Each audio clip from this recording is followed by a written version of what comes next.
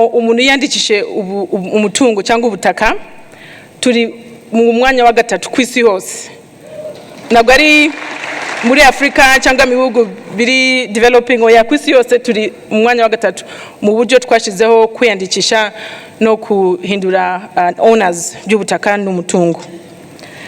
Cya kabiri, tugenda twagura isoko y'u Rwanda. Tuzana isoko ya hanze hafi y'u Rwanda ndetse n'abanyarwanda bakajya hanze kugira ngo bacuruze, abashore gushora imari mu gihugu cyacu.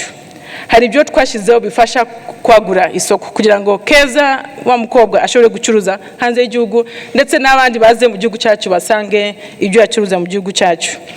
Cyambere ngira ngo President wa Republika yavuze kuri Bugesera Airport, ejo bundi twasinye amasezerano tuzongera imbaraga kugira ngo iyi Bugesera Airport ishoboke.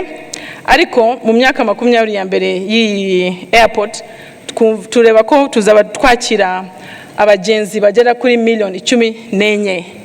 Bivuze ko icyo gihe abagenzi bazajya baza mu gihugu cyacu bazarenga umubare w'abanyarwanda bose dufite ubu ngubu. Ikindi dukomeza dushiraho sectors zizana abantu mu gihugu cyacu. Ubu ngubu twatangiye iriya sector ya mice inama twakira mu gihugu cyacu. Ubu ngubu uyu mwaka tumaze kurenga umubare 200 z'inama twakira mu gihugu cyacu.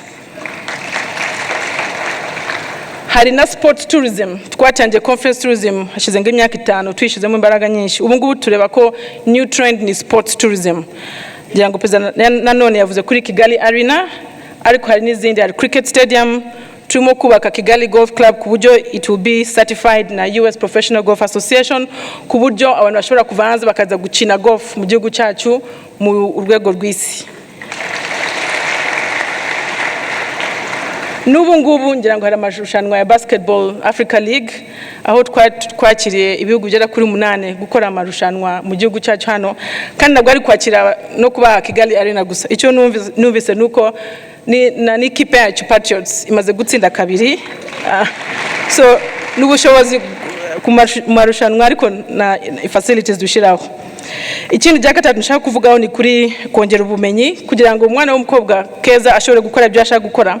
Azakenera business climate nziza, azakenera kwegera isoko za hanze, ndetse azakenera abakozi bafite ubushobozi n'ubumenyi dukeneye kugira ngo bagere kuri ya rwego ya 2050 dushaka.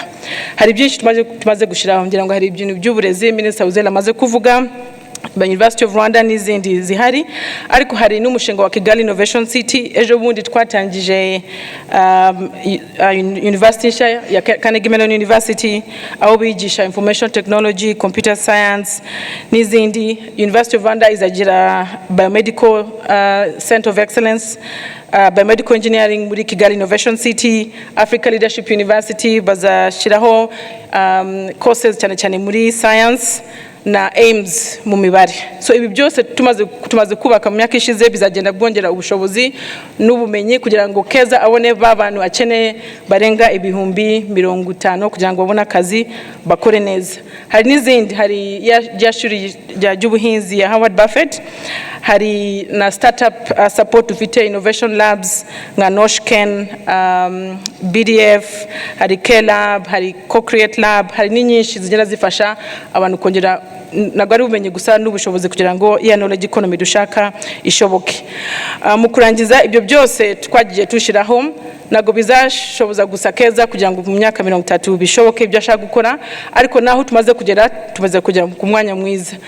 Mu myaka 10 ishize twandikaga ishoramari igera kuri $300,000 y'amadolari, ariko ubu ngubu mu mwaka ushize n'uyu mwaka tumaze kurenga $2 million y'ishoramari twandikisha. Bivuze twakubye hafi inshuro 10 mu myaka 10 ishize. Bivuze ko byose tushiraho turimo kugana ahandi dushaka kugera. Kandi ishoramari turayibona muri sectors zitandukanye, mu banks. Ubu ngubu dufite banks mu gihugu zigera kuri 16.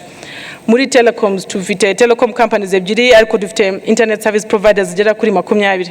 Mu mahotel twari dufite ibyumba by'amahotel 300 gusa, ubu ngubu dufite ibyumba bigera kuri 14. Muri agriculture mu buhinzi dufite companies ziri global nka Unilever, dufite companies z'abanyarwanda nka Garden Fresh zicuruza imbuto n'imboga hanze y'igihugu. Hari na Made in Rwanda, hari abashoramari muri Made in Rwanda bagenda bakora ibintu byiza. Muzi ko dusigaye dukora assembling y'amamodoka ya VW, dusigaye dukora amatelefone. Hari imwe mfite hano ya Marathons nziza cyane, mwese mushatse mwayigura. Ni telefone igezweho cyane kandi ikorewe hano mu Rwanda. Hari na fashion, aho tujya dukora ibintu byiza cyane nk'ikoti nambaye ni Made in Rwanda. Ikozwe na company yitwa Rwanda Clothing. Mubona ko muri Made in Rwanda abashoramari b'Abanyarwanda ndetse n'abandi bamaze kugera kure. Murakoze cyane. Murakoze ngira ngo